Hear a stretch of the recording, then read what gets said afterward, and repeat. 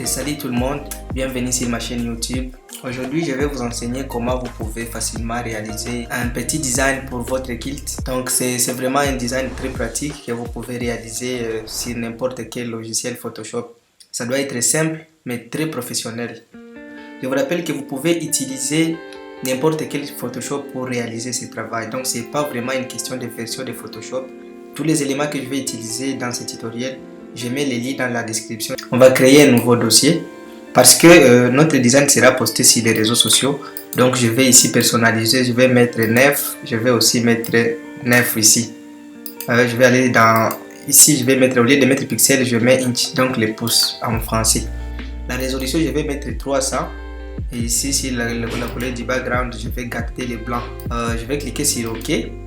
Comme vous voyez déjà ici, nous avons déjà notre background. Nous avons déjà notre papier en fait. Pour avoir les formes, donc j'ai besoin vraiment d'avoir les lignes qui vont me guider pour voir où est le milieu, donc ça me permet de bien vraiment travailler. Je vais cliquer sur OK. Ici, alors la première chose que je vais faire, je vais cliquer ici et je vais aller dans Gradient.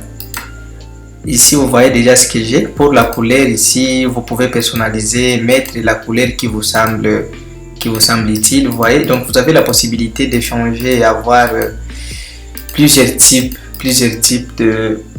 de couleurs. Mais moi, je vais utiliser le bleu. Je vais utiliser le bleu ici et puis je vais cliquer sur OK. Je viens ici, je vais transformer. Je modifie ici dans style. Je vais mettre radial. Et après, pour mettre radial, ça veut dire que ça va se concentrer juste au milieu.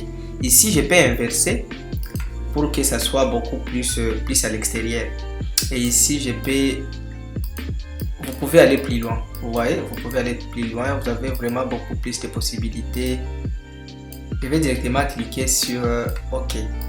Une chose que j'aimerais vous rappeler, lorsque vous êtes un designer, lorsque vous voulez créer un travail professionnel, vous devez d'abord choisir les éléments. Donc vous devez mettre à votre disposition les éléments que vous allez utiliser. Donc c'est la première chose à faire lorsque vous êtes en train de faire un design.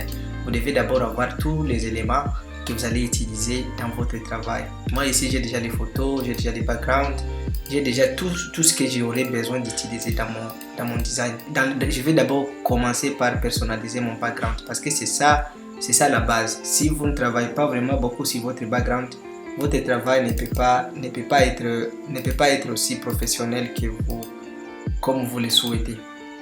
Je vais prendre le background ici que j'ai déjà sélectionné. Je vais glisser ça dans mon espace de travail. Je vais cliquer sur OK. Vous voyez, je vais ajuster le background.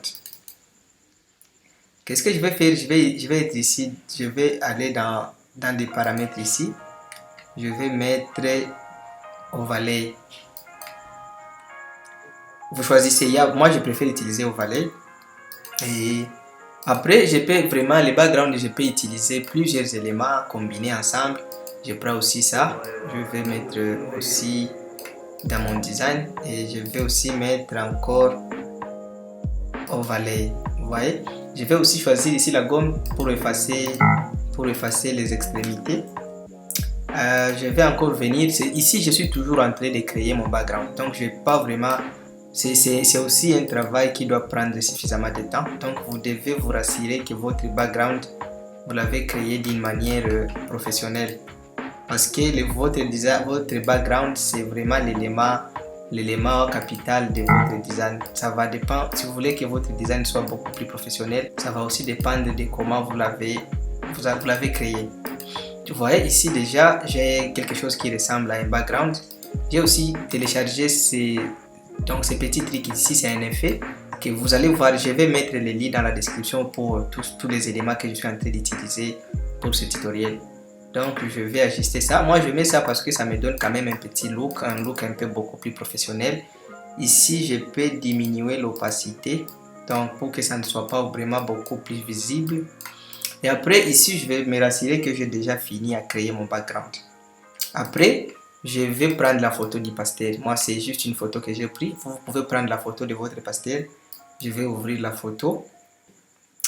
Je vais prendre la photo du poster et je vais venir coller ça ici à mon espace de travail. Je vais encore choisir l'effet gomme. Je vais effacer la photo un peu comme ça. Je vais commencer à ajouter les textes. Je vais dans l'outil texte ici. Vous pouvez voir.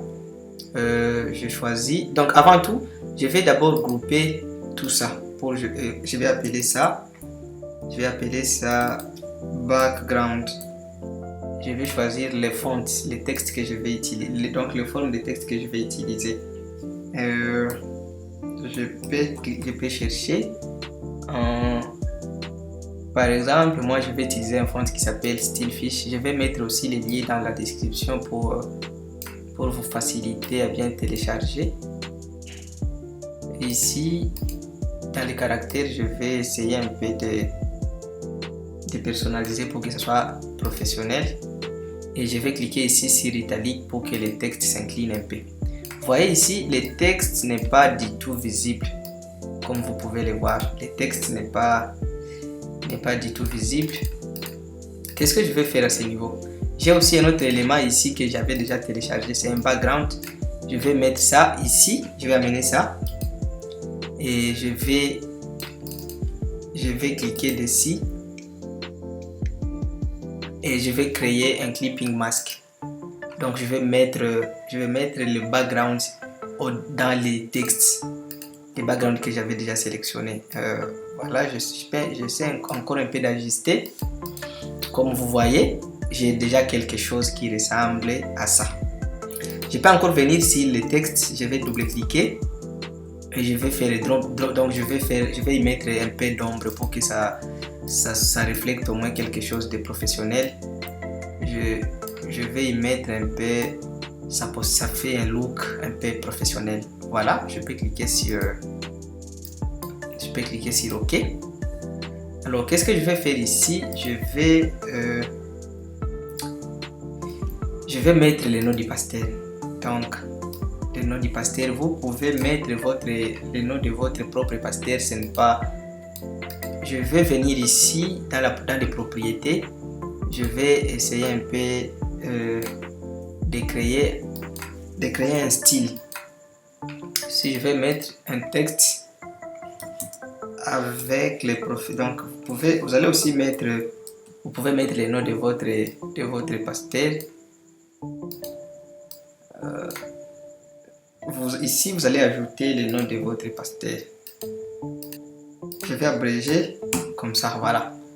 Ce niveau, j'ai déjà les noms. Je préfère aussi mettre le background avec. Alors qu'est-ce que je vais faire? Ici, il me faut mettre l'adresse de l'église et mettre aussi les réseaux sociaux. Je vais tracer une barre ici en bas. Je vais mettre ça en couleur blanche. Alors ici, je vais mettre les logos des réseaux sociaux. Je n'ai pas encore mis l'adresse, je suis désolé, mais je vais mettre ça après.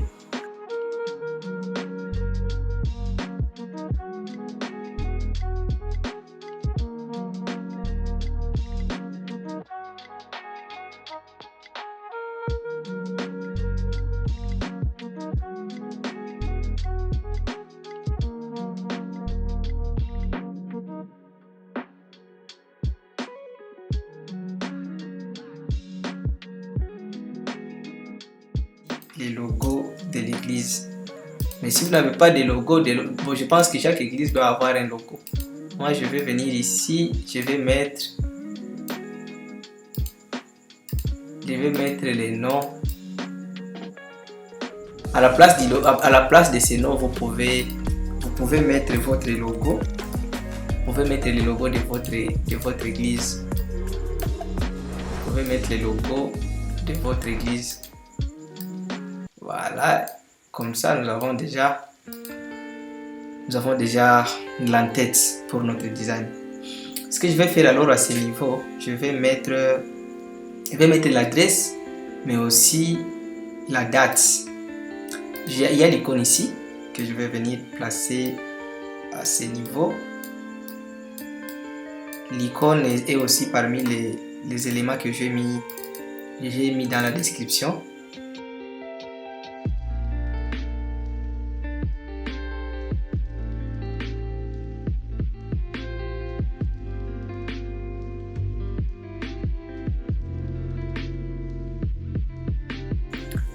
j'ai déjà ici l'adresse.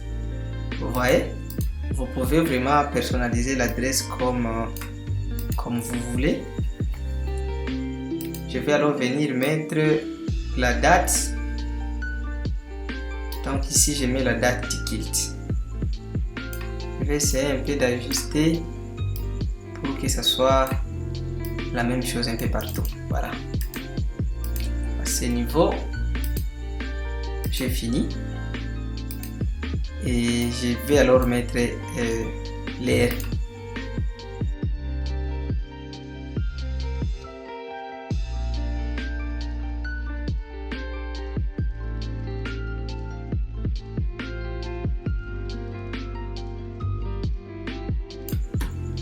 Voilà ce que j'ai à ce niveau. Je ne suis pas en train de grouper, vous allez m'excuser, je ne suis pas en train de grouper, mais je vous conseille, à chaque fois que vous faites quelque chose dans le design, vous êtes obligé de mettre ça sous forme de groupe. Ça vous permet de faire quelque chose de professionnel. C'est déjà quelque chose qui ressemble à ça. Comme vous pouvez le voir, donc je me dis que à ce niveau, j'ai déjà eu le design pour notre kilt. Il reste alors de voir qu'est-ce que je peux encore modifier, des petites corrections. Je vais faire des petites corrections et essayer un peu d'ajuster ça par rapport aux besoins. Donc, à ce niveau, je vais créer un cadre. Je vais mettre ça en 5 ou 6 comme ça. C'est juste pour essayer un peu d'embellir mon travail. Mais en quelque sorte, comme vous pouvez le voir, vous avez ici votre design. Et souvent, il ne faut pas oublier de signer votre design parce que c'est quelque chose de très important. Je peux me dire ici que j'ai fait mon travail avec perfection. Good. Voilà, c'est vraiment, je peux dire que c'est vraiment tout pour aujourd'hui. Ce qui reste, c'est de voir là où vous n'avez pas bien fait, continuer à ajuster et en quelque sorte, vous avez un travail un peu professionnel.